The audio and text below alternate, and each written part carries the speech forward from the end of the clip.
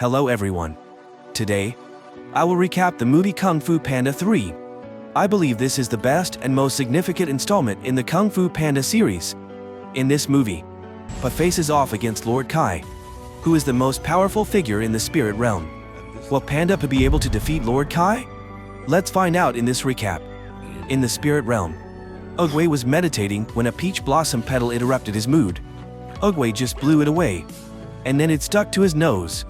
And he still hasn't calmed down yet. Seconds later, a knife had already been slashed straight down on him. Oogway easily used his hand to catch it. Then another one fell on him. The flying knife made them collide with each other. Opposite, a guy immediately appeared. It was Kai, Oogway's archenemy. Kai dived straight down, throwing the knife, cutting the roof into pieces, and breaking the rock Oogway was standing on. Oogway flies high and uses magical attacks to restrain him. But Kai is no longer the same person he was yesterday. He had taken all the energy of the other masters and become much stronger. Master Oogway drew an octagonal circle in the air again, while Kai threw two blades at the rock, then pulled the chain, jumped up, and threw it towards Oogway. They broke his circle, and the chains took the opportunity to bind Oogway. Kai said he would take the energy of Oogway. Oogway said to stop and said that it was never his fate. He let someone else go that way. He then turns Oogway into Jade Amulet. Kai then states that he will also destroy Pa. At dawn, Pa hyperactive exhaust ran around Jade Palace with his brothers and sisters. He stepped on a tree branch and cut off the head of the rhinoceros cloud. Then he rushed to the ground, struck a cool pose, and ordered 2 bowls of soup noodles and 1 bowl of dry noodles. After eating his fill, he continued to interact with fans, burning the crowd's hands. Then for return to the Jade Palace, he said that in a fight, the most important thing is demeanor. Then kicked. Shifu appeared. He agreed with Pa. After saying that, Shifu flew inside. The geese immediately lit up the dojo. Shifu said this was the last class, making Pa scream, "Damn it! Why did you skip class, boss?" He thought the Shifu was about to die. From today on, Shifu would officially hand over this dojo to Pa to teach. He was still naive until he understood and suddenly shouted, making the Shifu step back. While all the brothers were better than him, Shifu explained that it was because Pa was Pa, the real master of the secret martial art. As soon as he turned around, Shifu ran away. Pa started teaching Furious 5 group, but in the past, he only knew how to eat and drink. He had never taught anyone before, so the first time he did it, he was a bit confused. The end result was that the Furious 5 group was beaten to a pulp, each person dragging their exhausted bodies out. They asked the student if they realized anything. Pa realized that Tigers was too easy to catch fire. Pa staggered back to his room. And on the way, he heard 3 geese talking about him. Not only that, they also bluntly criticized him for being fat. He was like a pig. He went in front of the statue of the great master Oogway and said the apology. Just finished saying the sentence, and turned back. He had just finished speaking when he turned around and was startled to see the master. Today's training session was really frightening. "Master," he admitted. The master replied that he was already aware of this because the entire village had been gossiping about it. He knew that the student could not teach, but what he wanted was a challenge for him. He asked Pa that what Dragon Warrior was, but he did answer, "Because I am a god. I do not want to go here and there, just punching and kicking to protect the villagers." The master with dark eyes said, "Stop those childish games, son. Stop punching and kicking." Is that all? Oogway's choice of Pa was even greater. Ultimate power awaited him. Power beyond anyone's imagination. As soon as he finished speaking, Shifu immediately performed a few divine power moves, causing a withered flower to bloom again. Pa immediately opened his mouth wide in surprise. "How great is that?" the master said. "This is the energy flowing in all living creatures." Oogway meditated for 30 years to understand. Pa just heard it and rolled over, and said that eating and sleeping for 30 years is fine, but sitting in a cave, Pa won't accept it. Pa still don't understand anything. Pa leave to go home. At a nearby village where 2 brothers were farming, below appeared a bright halo. The 2 men moved closer to see the black bull demon. The 2 brothers scared and ran away. But still, Kai threw a knife to stop him, coming to ask, "Where is this?" This made the duck tremble in fear. "Using a basket of eggs," Rabbit answered. "Just the world," my brother Buffalo shouted. "So this is the human world?" Kai has returned. Who has never heard of this? After a while explaining his identity that no one understood, Kai was helpless with the two rustic farmers. Kai had to say he had defeated Oogway, and it turned out they knew and praised the master Oogway. That made Kai was jealous and angry. He then shouted, and then released the jade zombies to capture Oogway's disciples for him. Meanwhile, Pooh was happily bathing and playing with dolls when Mr. Ping passed by and noticed that his son was sad, absorbed in answering the duck. Pooh mistakenly played with chili powder instead of bath salts. Hearing that his son was appointed as a teacher, the duck father was extremely happy, because he would soon be able to expand his business. Suddenly, the pig announced that someone had broken Pooh's record for eating dumplings. He hurriedly ran out to see who had such great courage. Standing in the middle of the crowd was a large figure on a table full of dishes. When he turned back, his mouth was still full of dumplings, looking extremely adorable. Pooh asked, "Who are you?" The mysterious man replied, "I am Li Shan and I am looking for my son." "Oh my gosh! What are you talking about?" Pooh said, "You lost your child. Why did you also lose your father?" They questioned. After that, they looked at each other and decided to quickly find each other's lost father and child. Then, the two turned their backs and left, making the villagers feel angry inside. Both of them suddenly remembered, "Oh my gosh, this is my child." The duck father saw this scene and was probably happy. The Li Shan and hugged the duck father, thanking him for raising Pooh. The duck father acted upset because he was worried that Li Shan was a scammer, but the two quickly became close and hugged each other to take pictures. Mr. Ping was not willing to give up and also joined in to take pictures with Li Shan. Li Shan mentioned that they had a whole panda village in the deep mountains. Pooh happily asked why Li Shan was looking for Pooh. The father bear said that he had a feeling he wanted to find him. The duck father smelled trouble as soon as he heard it. The father bear then asked his son what a dragon warrior was. The little one replied it was him, and Pooh took his father to visit Jade Palace, making the duck father feel very sorry for himself. They climbed for a while before they both reached the top.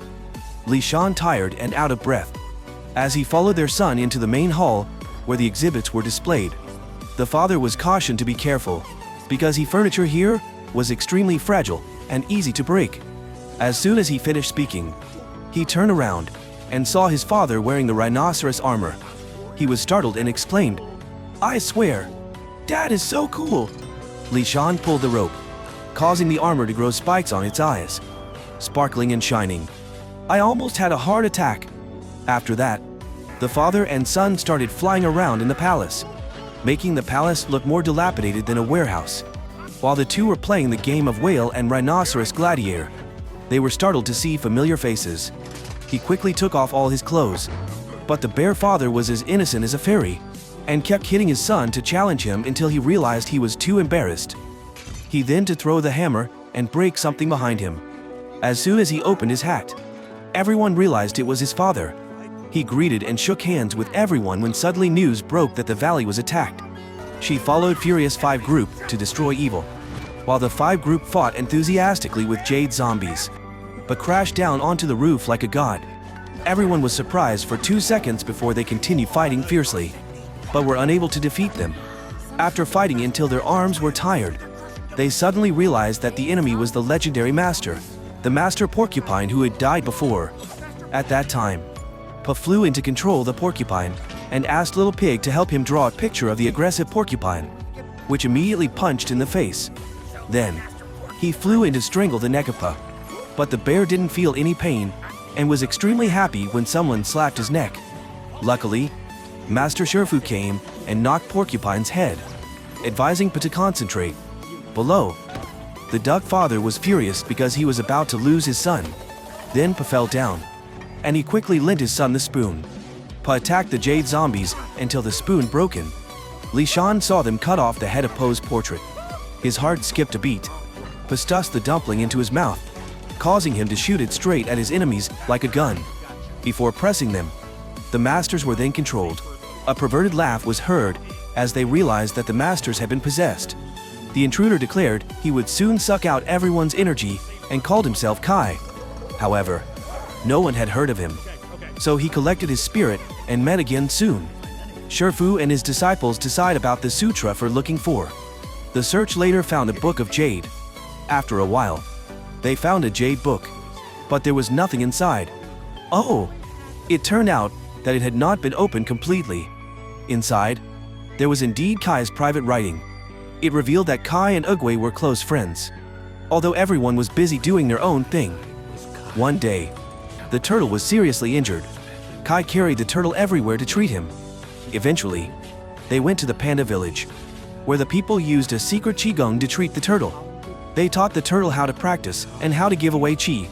The opposite of Ugwe, Kai realized that power could be given and also taken from others.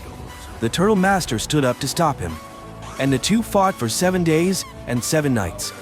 In the end, Kai was banished to the spirit realm by the turtle master, who left a message that if one day he returned to the mortal world, only someone who was proficient in qi could stop him. However, this was too difficult. Even Shifu said he could only make the flower bloom, and that it would take at least 30 years to master this technique. The father bear suddenly stopped and said, "I am a master of qi." He agreed to teach his child, but they had to return to the Panda village so Pa could explore the life of her species. Thus, Pa went with her father. Shifu assigned Crane to investigate Kai's whereabouts. Mantis was also sent out. The bear father and son then traveled a very long distance, and when they stopped for lunch, Pa discovered the duck father hiding in her basket. The duck father said he was afraid Pa would not be used to the food, so he followed Pa to be a chef. After a while of discussion, Li Shan agreed to let the duck father follow. After overcoming 81 hardships, all three arrived in a frozen waterfall. Daddy Duck said Pa hates escalators, so let's go back. But unexpectedly, Li Shan had an automatic ladder in front of Pa, leading to a beautiful place like a fairyland, with hills and streams flowing. People lived together peacefully, and there were many lovely little pandas. They recognized Uncle Li Shan when he returned, so they went out to welcome him. The two fat bear brothers surrounded Pa, giving Pa a string of dumplings. However, they swarmed to eat it all. The uncle hugged Pa tightly because of passion, but didn't know who Pa was. A little girl asked to take the tiger statue, and he was very sorry, but still agreed. He realized that everyone was very much like him, except for one guy with slightly bad teeth. Then everyone had an welcoming party. Li Shan said that they didn't need to go, and everyone rolled down the slope. The duck father was laughing when he saw that his son was also rolling. After all, it was his first time, and he was still very confused after a few dozen times of hitting his head. He almost lost his will but eventually reached the dining table. A curious boy asked the duck father, "Why is your mouth so long?" The duck father took out a pair of chopsticks and gave them to Pa. The panda villagers look at Pa like he's an alien. Pa also realized that he could eat more without using chopsticks. At this time, the hot girl of the village appeared and immediately flirted with Pa. She threw flirtatious words that made his heart flutter. She danced with Silk and pulled Pa out, making him spin around. She forced Pa to give flower hand and kiss her hand. Pa asked for help from the two fathers, but no one helped him. She gave him the rope to dance, and Pa wrapped his own legs around and fell on his face himself. The girl gently lifted him up. Meanwhile, Crane and the mantis brother flew to the desert and saw the three masters who were going to demand justice from Kai. Crane advises Mantis not to act rashly, but Mantis sees the injustice and rushes to help. However, the ending was extremely bitter. Crane could only run in to save Mantis. Suddenly, Kai appeared behind Crane. He was about to run away, but he was not just kicked. Kai realized that Crane's energy was very strong, so he used Mantis Jade to provoke him. When Crane was off guard, he was flicked into the wall. Crane quickly kicked the box into Kai's face and ran away, but he was pulled back with a chain. The next morning, Pa woke up early to find Li Shan. But Li Shan again said that successful people must have their own specific path and should sleep until they are ready. Pa rushed back to the bedroom and sleep like Pa was dead. When he woke up, the sun was past noon. Pa went out with the kids to play shuttlecock, kicked it, and hit the neighbor. Then Pa learned to roll, hit a tree, stuck to the cliff, and finally fell on his father. Another group liked to use bamboo to jump. But Pa also learned and landed but first on the panda's face. The duck father couldn't find his son, so he returned to the kitchen only to find the kids had ruined all his cooking. He hugged one child to avoid the knife rain, but was wrapped in noodles and dragged around in circles. They even pulled his hat, sending him flying into the pillar. Finally, revealing an innocent and naive expression, the duck father remembered Pa as a child. Pa almost vomited to death. He also rolled over and hit the dancer. Then both were hugged tightly by Lishan. They rolled down the slope. Pa turned into a large ball, knocking one person into the lake. He posed as if he was on vacation, and the whole village jumped in to bathe together. In the afternoon, the father and son looked at the village from above together. He thanked his father for showing him what it was like to live the life of a panda, then asked Lishan when he would teach him Qigong. Lishan promised Pa would learn soon and led Pa to a corner of the room, where he left the photo of his mother and son. He asked Lishan what kind of person she was. Pa was a beautiful woman who ate so much. Lishan was sad when he remembered the past. Pa said Pa would always be by his father's side and hug him deeply. While they were being affectionate, another bear came out of nowhere and hugged them, almost suffocating the father and son. Meanwhile, at the Jade Palace, letters arrive revealing that the masters have been stripped of their Qigong. Shifu immediately orders his disciples to evacuate the villagers below. The snake is overjoyed to see Crane and Mantis return. But when it land, it is the Jade zombies. Kai blocks their path. He begins to dance with knives, declaring that Uguay has betrayed him and that he will destroy everything Uguay has created. All three brothers took turns jumping up to attack him, but Kai was too strong for them. Tigress kicked him from above, making him retreat. Seeing this, Kai controlled Crane to attack her. Mantis broke the blade and flew towards the snake. Shifu must fight Kai directly. The monkey catches the mantis. He was beaten up without being finished. They are being controlled to beat the brothers. Shifu avoided his flying knives, flew up, and ran on the chain, determined to land the killing blow. But when he saw the turtle's aura on Kai's neck, he was distracted and was blown away. Kai sucked Qigong of the monkey and the snake's sister, wearing a rattle on her hip. Tigress tries to move forward but is stopped by Shifu, who wants Tigress to warn Pa. Kai again blew away both master and student, using the chain to wrap around the turtle statue and pulling it down. The statue collapsed and was swept inside, destroying the Jade Palace. Finally, he threw it down the steps. Shifu saw it and shouted in despair, "What the hell are you doing?" Kai didn't say anything and immediately sucked all of his Qigong. Tigress was speechless and took the scroll, running away. At the panda village, Pa was happy to live with her own kind. The two fathers were sitting and playing chess with each other. When he stepped onto the bridge, he saw a withered flower and tried to use his energy. He waved his hands, and it looked very strange. While concentrating, he saw Tigress crawling up from below. She said that everyone had been caught by Kai and sucked all Qigong, and now Kai was on his way here. Lishan heard that and immediately bravely evacuated the villagers. He ran to tell his father to teach him Qigong, but he said it was not the right time. He chased after him to convince his father. Finally, Lishan had to confess that martial arts had been lost for a long time.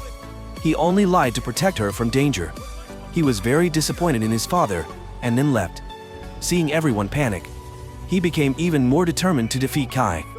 Ducky Dad ran over to advise him to run away, but he said he would stay and fight. He then cut bamboo to make a Kai figure, a practice day and night. Looking full of will and determination, Ducky Dad brought a basket of dumplings to Lishan. He said that Pa would never forgive him, but Ducky Dad took a picture of the three of them and placed it next to the picture of Pa and his mother, saying that the son really needed both of these fathers. Outside, Pa fought until his belly fat melted. Tigress knew this much was nothing to Kai. He also had a whole jade army. Pa is stubborn with her. He said he would use one young finger with him, but Tiger's sister said only the Qigong master could win against Kai right now. He was absolutely screaming out loud, "I don't even know who I am anymore. What to say?" Suddenly Lai Sun appeared, said, "You will have your own army." It turns out everyone's come back. They told Pa to teach Kung Fu the whole village. Lishan said to make everyone look like Pa. This made him suddenly awaken. "Just be yourself, and you will learn Kung Fu." Pa started teaching with people's forte. The children kicked the shuttlecock. The adults rolled. The uncle had an undying passion for hugging. He let him tighten the pole. The dancer danced with the rope. Meanwhile, the little girl kept following the tiger's sister. Gradually, Pa brought in larger logs. He then gave the firecrackers to the children. The dancer initially received a few sticks, and at first waved them at other people's foreheads. Finally, everyone finished practicing and made a battle plan, using biscuits and dumplings to illustrate. But the children ate them all. They even nibbled on the noodles. And the tree branch pointing at the map was also swallowed. In the end, they had to tell everyone to focus on distracting Kai. He would get close to him and use the best shot. After the whole village dispersed, Pa opened the photo book again, and Li Shan next to him saw a photo of his clansman transmitting energy to the turtle. Then, he felt sad that he couldn't help his son. There was a noise below. It was Kai. He stood in front of the waterfall, using his knife as a lever to jump up the cliff. Pa stood in the village and said provocative words, telling Kai all of his nicknames, which amused him.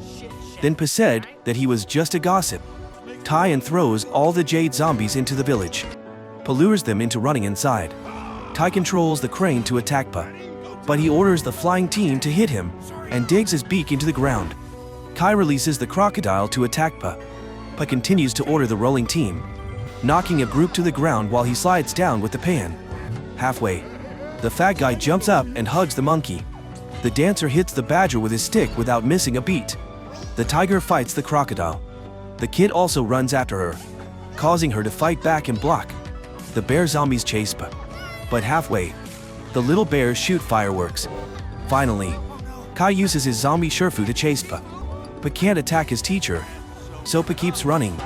Luckily, the two fathers block him with the pan, and they rush outside together. Pa climbs to the roof and sees Kai going crazy from having to deal with everyone. Pa slides down and rolls into a large ball of ice. Then he stabbed Kai and grabbed his hand, but Whip activated his energy. It had no effect. Kai also pretended to be injured, and said that this move could only be used on living people. He collected all the jade zombies, and then knocked Pa onto the ice rink. Both of them slid on it, but couldn't even stand. Kai grabbed Pa and threw him into the sky. Then he kicked Pa away. Pa knew he couldn't fight him, and told everyone to run away immediately before things got worse.